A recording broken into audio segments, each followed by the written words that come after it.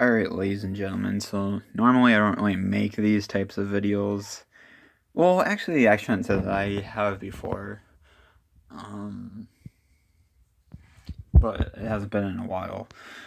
But, anyways, I just kind of wanted to throw this out there.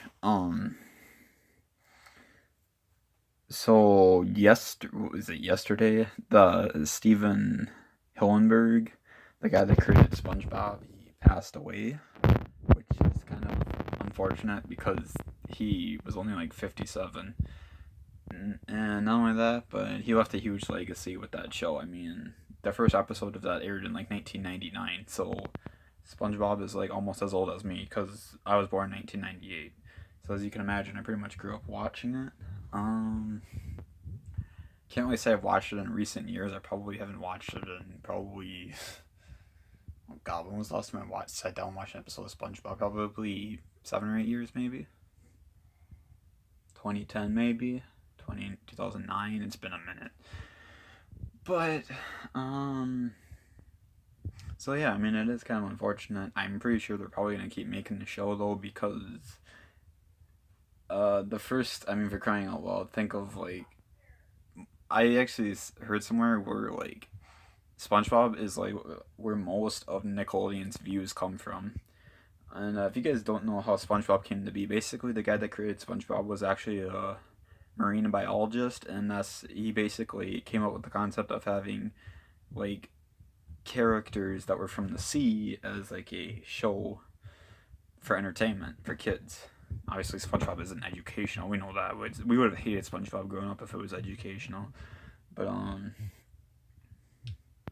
man, like I can't imagine a world without SpongeBob. So hopefully the show lives on. I mean, just like they're gonna keep on making Spider-Man content. I mean, I don't think. I mean, Spider-Man's not gonna die because Stan Lee is dead.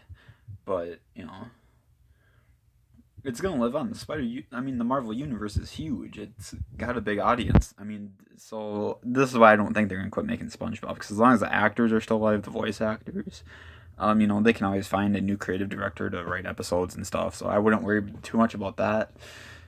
But it is kind of sucky. Because I feel like, and I feel like what deterred me from SpongeBob over the last like half decade or so, even a little bit longer, is the simple fact that SpongeBob, like, it's just gotten so dry in terms of like the quality of the show. Like, it used to be so much more humorous, and now they've like toned it down, like the jokes and stuff. Like, it's kind of like I miss SpongeBob when I was a kid. Like, you guys, if you younger audiences out there think that SpongeBob is funny as now, or it's funny now, but it was funny as hell when I was a kid. Like, they've watered down the jokes so much. It's like, ugh. I mean, like the jokes are literally so bone dry. I still love SpongeBob though. It's obviously the older, because I can always watch the older episodes because those are so nostalgic. But I might actually do that tonight on my computer.